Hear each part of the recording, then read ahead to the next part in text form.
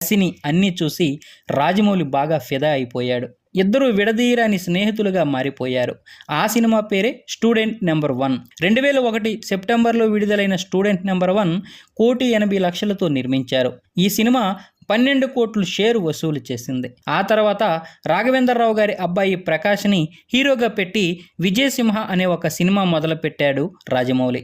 Student number 1 shooting జరుగుతున్న సమయంలోనే ప్రకాష్ రావు గారితో రామోజీరావు, ఉషాకిరణ్ మూవీస్లో నీతో అనే ఒక సినిమా తీస్తున్నారు. 2002 జూన్లో విడుదలైన నీతో సినిమా అట్టర్ ఫ్లాప్ అయింది. పైగా ప్రకాష్ రావు నటుడిగా పనికిరాడని రాజమౌళికి అర్థమైంది. ఆ సినిమా తీస్తే తన కెరియరే ప్రాబ్లం అవుతుందని ఆ సినిమా తీయలేనన్నాడు రాఘవేంద్రరావు గారితో చాలా బాధగా. రాఘవేంద్రరావు గారు కూడా అర్థం చేసుకొని సరే అన్నారు. ఇక్కడ మీకు ఒక విషయం చెప్పాలి. చిరంజీవి గారు రామ్ చరణ్ని రాజమౌళి గారితో లాంచ్ చేయాలనుకున్నారు. కానీ రాజమౌళి గారు ఏమన్నారంటే